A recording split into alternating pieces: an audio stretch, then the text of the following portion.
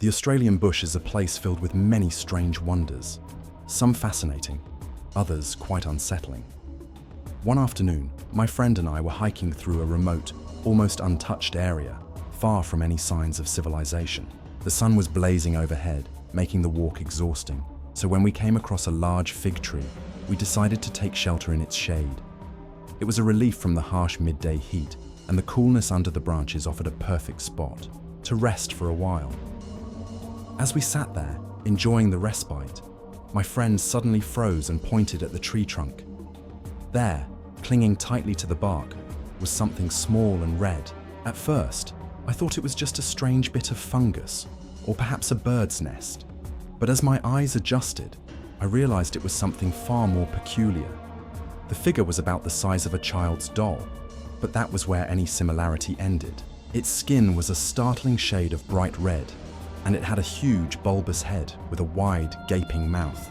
What caught my attention most were its fingers and toes, tipped with what looked like suction cups.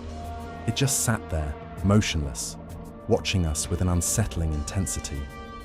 The creature's eyes were small but sharp, and it seemed to be studying us just as much as we were studying it.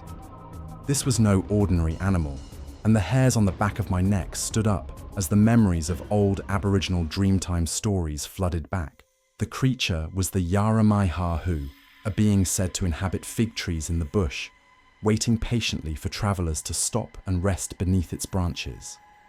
According to legend, the Yara-ma-yha-who is a small red creature with an outsized head and mouth, and suction-like tips on its fingers and toes. It's a trickster of sorts, but also something more sinister.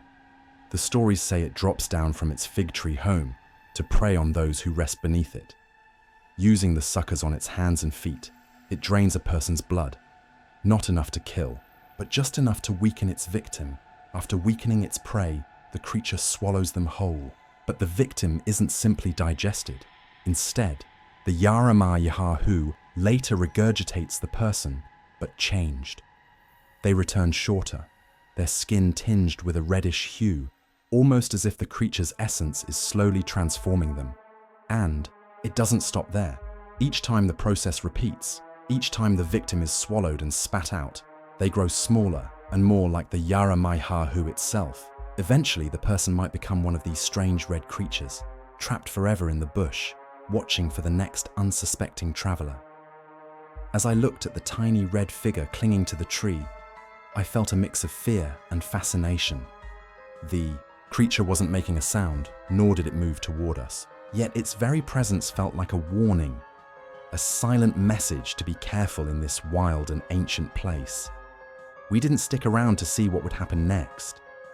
The sight of that small red figure, combined with the eerie stories, was enough to convince us to move on quickly.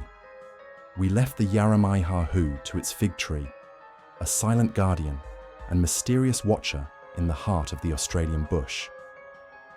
The legend of the Yara-ma-yha-who is both strange and a little comical, but underneath it lies a deep unease. It serves as a reminder from Aboriginal culture to respect the land and to be cautious when resting in unfamiliar places. You never know what might be watching from above, waiting silently in the trees. Australian folklore is full of such curious creatures and stories, each with its own lesson or warning. The Yara-ma-yha-who is one of the most unusual, blending whimsy and horror in equal measure. Have you ever heard of the Yara-ma-yha-who or other odd creatures from Australian myths? Maybe you've come across other strange stories or even had your own encounters in the bush. Share your thoughts and experiences in the comments below. We'd love to hear about the mysterious and fascinating legends that make the Australian wilderness so unique.